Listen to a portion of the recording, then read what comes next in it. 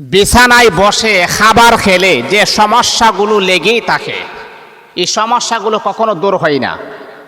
বাবা মাদেরকে আমি দৃষ্টি আকর্ষণ করে বলছি, শুনেন, যাদের এই রকম অভ্যাস আছে, এই অভ্যাসটাকে আপনারা পরিহার করুন, এই অভ্যাসটাকে পরিত্যাগ করুন। এই যে আপনি বিছানায় বসে খাবার খাচ্ছেন, এই খাবার খাওয়াতে যেই পরিমাণ আপনার ভুল হচ্ছে, যেই পরিমাণ আপনি বিপদের সম্মুখীন হচ্ছেন, এটা আপনি নিজেও জানেন না।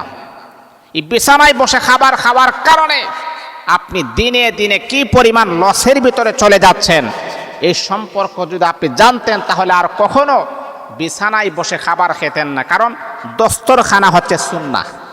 রাসূল আরবি সাল্লাল্লাহু আলাইহি ওয়াসাল্লামের সুন্নাহ হচ্ছে কি দস্তরখানায়। এই দস্তরখানায় যদি আপনি খাবার খান, এতে করে আপনার সুন্নাহ আদায় হবে, এতে করে আপনি অনেক অনেক লাভবানও আপনি হতে পারবেন।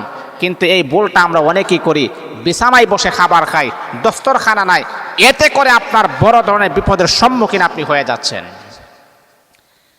তাহলে কি এমন বিপদ, আজকে আমরা সেইগুলা জানবো ইনশাআল্লাহ। কারণ ইসলামে আল্লাহ পাক রব্বুল আলামিনের হাবিব বিশ্বনবী ইসলামটাকে সুন্দর করেছেন, আর আল্লাহ পাকের পছন্দনীয় ধর্মই হচ্ছে ইসলাম। ইন্নাদ্দীন ইনদাল্লাহিল ইসলাম।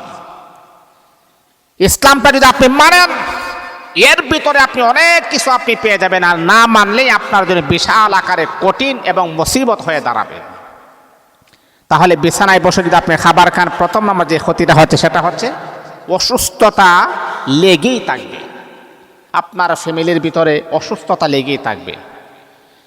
ছেলে অসুস্থ হয়েছে, সুস্থ হয়েছে, আবার দেখবেন ছেলের মা অসুস্থ হয়ে গেছে। ছেলের মা যখন সুস্থ হয়েছে, আবার দেখবেন আপনি অসুস্থ হয়ে গেছেন। এটার মূল কারণটা হচ্ছে বিছানায় বসে খাবার খেয়েছেন, দস্তরখানা নাই, আর নবীর সুন্নাহটাকে মিস করার কারণে এই রকম শাস্তির আওতার ভিতর আপনি নিজেও পড়ে যাবেন। তাহলে এক নাম্বার হচ্ছে বিছানায় বসে যদি খাবার খান দস্তরখানা ছাড়া, তাহলে অসুস্থতা লেগেই থাকবে। ফ্যামিলির ভিতরে একে অপরের অসুস্থতা লেগেই থাকবে। এই জিনিসটা জানার পরে বাবারে, মানুষ যখন অসুস্থ হয়ে যায় তখন দেখবেন টাকা পয়সার কোনো চিন্তা করে না। আপনার ছেলে যখন অসুস্থ হয়ে যাবে, আপনার মেয়ে যখন অসুস্থ হয়ে যাবে, তখন দেখবেন কোনো বাবা মা টাকা পয়সার কোনো তোয়াক্কা করে না, চিন্তা করে না। টাকা চলে যাক, তারপর আমার মেয়েটা সুস্থ হোক, আমার ছেলেটা সুস্থ হয়ে যাক। এই টাকা পয়সা যে কি পরিশ্রম করে আপনি জমাই আছেন, আর ডাক্তারকে সব টাকা দিয়ে দিচ্ছেন, এটা তো আপনার নিজের ভুলের কারণে। তাহলে এক নাম্বার হচ্ছে কি, অসুস্থতা লেগেই থাকবে বিছানায় বসে যদি আপনি খাবার খান। দুই নাম্বার হচ্ছে তল পেটে ব্যথা, মানে তল পেটে ব্যথা ও গ্যাস্ট্রিকের সমস্যা হয়। মানে সুন্নাহর মাঝে যে কি পরিমাণ উপকার, সুন্নাহ যদি মানেন এটার ভিতরে কি পরিমাণ ফজিলত, কি পরিমাণ উপকার আমার আল্লাহ পাক রব্বুল আলামিনের হাবিব রেখে দিয়েছেন। এই সুন্নাহ পদ্ধতিতে খাবার খেলে আপনার তল পেটে ব্যথাও হবে না, গ্যাস্ট্রিকের সমস্যা হবে না। আর যদি আপনি বিছানায় বসে খাবার খান, তাহলে আপনার তল পেটে ব্যথাও হবে, গ্যাস্ট্রিকের সমস্যায় জর্জরিত আপনি হয়ে যাবেন। এ আল্লাহ তাআলার বান্দা, তিন নাম্বার হলো যদি আপনি বিছানায় বসে যদি আপনি খাবার খান, দস্তরখানা যদি না বিছান, তিন নাম্বার যে ক্ষতিটা হবে, সকলের জানা প্রয়োজন, সকলের জানা দরকার, আয় রোজগারে বরকত কমে যাবে, আয় রোজগারে কখনো বরকত হবে না। টাকা পয়সা ইনকাম করেন, তারপরও কেন জানি ফ্যামিলির ভিতরে বরকত নাই, হাই হতাশ, কখনো আপনার ফ্যামিলির থেকে দূর হবে না। এ বন্ধু আমার, যদি আপনি বিছানায় বসে আপনি খাবার খান, দস্তরখানা যদি আপনি বিছান, নবীর সুন্নাহ মোতাবেক যদি আপনি খাবারটা গ্রহণ করেন, এটার ভিতরে যেই পরিমাণ শান্তি আর রহমত পাবেন, অন্য কোনো খাবারের ভিতরে সেই পরিমাণ শান্তি আর রহমত পাবেন না।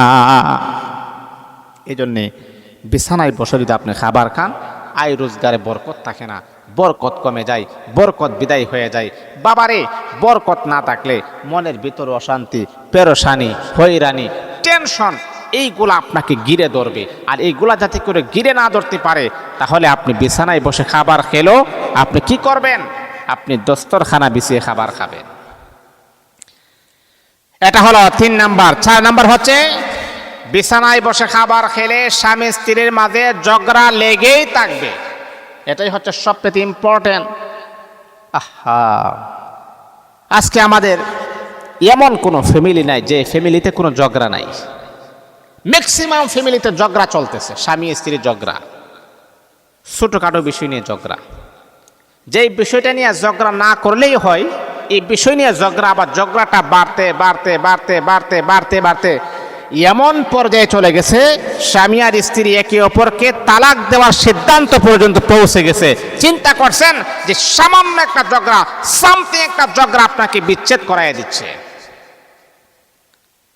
অনেক নারী আমাকে বলে, হুজুর ঘরের ভিতরে কোনো শান্তি নাই, ছোটখাটো বিষয় নিয়ে ঝগড়া হয়ে যায়, আমার কথাটা আমার স্বামী সহ্য করতে পারে না, স্বামীর কথাটাও আমি সহ্য করতে পারি না, হুজুর কি করতে হবে? তখন আমি বললাম, মা আপনি আপনার ঘরটাকে যদি আপনি ঠিক করতে চান, স্বামীর ভালোবাসা যদি আপনি পেতে চান, তাহলে নামাজ পড়বেন। 2 নাম্বার হলো সুন্নাহ মোতাবেক জীবনটা পরিচালনা করবেন। যখন আপনি বিছানায় খাবার খাবেন, দস্তরখানা বিছিয়ে খাবার খাবেন। দস্তরখানা ছাড়া খাবার খেলে স্বামী আর স্ত্রীর মাঝে ঝগড়া লেগে থাকবে।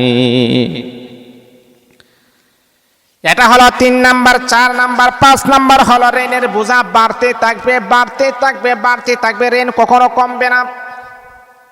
বন্ধু আমার, এই জন্যে বিছানায় বসে খাবার খেলে সতর্ক হতে হবে। এই 5টা ভুল কখনোই করা যাবে না। এই 5টি ভুল যদি আপনি করেন, তাহলে সারা জীবন আপনি আফসোস করবেন, হাই হতাশ করবেন। বন্ধুরে আমার, আমাদের সকলকে আল্লাহ পাক রব্বুল আলামিন আমাদের সকলকে হেফাজত করুন। আমরা সবাই পড়ি আমিন।